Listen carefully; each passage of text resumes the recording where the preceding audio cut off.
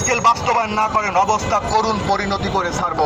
আর একটা কথা বলতে চাই, জাতীয় সংসদ নির্বাচনে যেহেতু সরকারি চাকরিজীবীদের কোনো ইস্তেহার নাই, আমি এই ভোট বর্জন করলাম। আমি আমার ব্যক্তিগত পক্ষ থেকে, আমি আমার পরিবারের পক্ষ থেকেও পরিবার ভোট দিতে যাবে না। বিভিন্ন রাজনৈতিক দল ইস্তেহার দিচ্ছে, তারা ফ্যামিলি কার্ড করে দেবে, তারা বেকার যুবকদের ভাতা করে দেবে। ওরে ভাই, সরকারি তোমার ঘরের ভিতর যে লোক আছে তাদের তুমি খাইতে দিতে পারো না, তুমি বিভিন্ন মানুষের ইস্তেহার দাও, তাই না?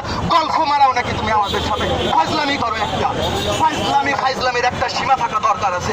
সরকারি চাকরিজীবীদের ৮,২৫০ টাকা দিয়ে তুমি বাংলাদেশের জনগণকে তুমি ফ্যামিলি কার্ড করে দেওয়ার চিন্তা ভাবনা করো, তুমি বেকার যুবকদের করে দাও, হ্যান মারেঙ্গা ত্যান মেরেঙ্গা করো, কিন্তু সরকারি চাকরিজীবীদের যে ইস্তেহার সেইটা তোমরা বাস্তবায়ন করতে পারো না।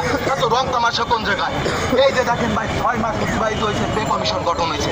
এই পে কমিশনে মনে করেন যে চূড়ান্ত, মনে করেন যে 100 কোটি টাকা মনে করেন তাদের সম্মানী ভাতা বাবদ দিছে।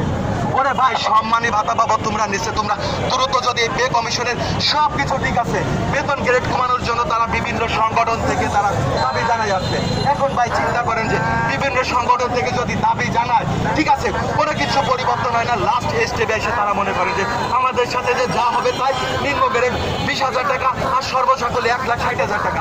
সেই বৈষম্যমূলক অবস্থায় থেকে গেল, কিন্তু আমাদের দুঃখ দুর্দশা দূর হলো না। এই বৃদ্ধ মা কেন আজকে ঢাকায় আসবে? এই বৃদ্ধ আমি কেন নিয়ামুল ঢাকায় আসবো?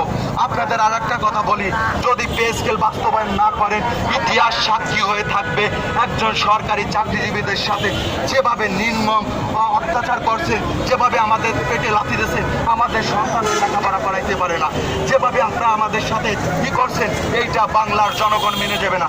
বাংলার প্রতিটা জনগণ সরকারি চাকরিজীবীদের পক্ষে আছে। প্রিয় ভাইরা, আপনারা আমার সাথে থাকবেন, সরকারি চাকরিজীবীদের সঙ্গে থাকবেন, এই কামনা ব্যক্ত করে আমি আমার বক্তব্য শেষ করছি। ইনশাল্লাহ যদি সরকার যদি পে স্কেল বাস্তবায়ন না করে, আমরা আবারও রাস্তায় নামবো ইনশাল্লাহ।